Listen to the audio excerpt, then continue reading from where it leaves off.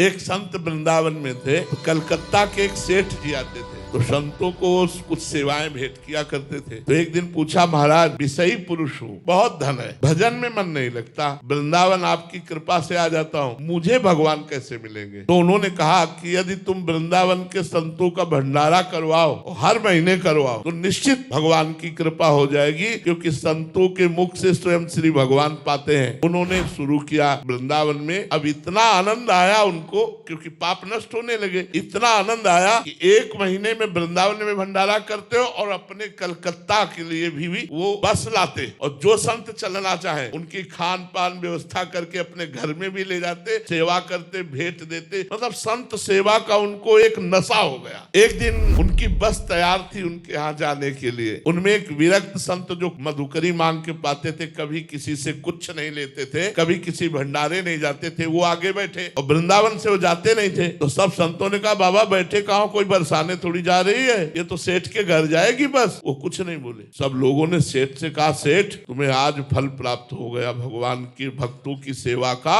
ऐसे विरक्त महापुरुष वो मनमाला चला रहे हो, गाड़ी में बैठे गए, वहां पंगत पाई। सेठ को पहले ही सब संतों ने बता दिया था, वृंदावन से बाहर नहीं जाते, पता नहीं कौन सा तुम्हारा पुण्य उदय हुआ कि तुम्हारे घर आए। वो सेठ गए, प्रणाम किया साष्टांग, और कहा, प्रभु आज हम पर कृपा हो गई। उनका चल वृंदावन, बस इतना कहा, चल वृंदावन। तो ये समझे नहीं पाए कि हम तो वृंदावन से ही लेवा के लाए हैं, वृंदावन तो आते ही जाते हैं, बस चुप, इतना ही कहा, चल वृंदावन। और बस गाड़ी में बैठे और चले आए। 2-4 दिन हुए कि एक लड़का था पूरे साम्राज्य का मालिक, एक्सीडेंट में मारा गया। जो ही लड़का मारा गया, घोर दुख। जब ये सब वैभव किसके लिए? तब उन्होंने मन में विचार किया कि भगवान, हम तो सुना था कि आप संतों की सेवा से प्रसन्न होकर के सारे दुख मिटा करके हमें भगवत प्राप्ति कराओगे, और संतों की सेवा सुना था इतने विरक्त संत आ रहे, ये सुख दिया आपने। उन्होंने सब संपत्ति को जो चैरिटेबल है उनमें बांट दिया, और अब कहा कि अब जीवन किस काम का। पति और पत्नी वृंदावन आ गए और बास करके नाम जप करने लगे। फिर एक दिन संत मिले, बोले आ गया वृंदावन? बोले महाराज पूरी तरह से आ गया, आप कहीं नहीं जाना।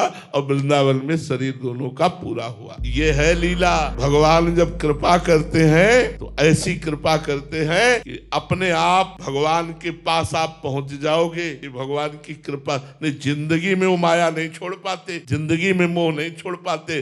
संतों की सेवा का फल हुआ कि एक्सीडेंट रूपी लीला से उनका पुत्र भगवत धाम गया, और प्रगट में दोनों पति पत्नी वृंदावन वास करके भजन करके भगवत धाम को प्राप्त हुए।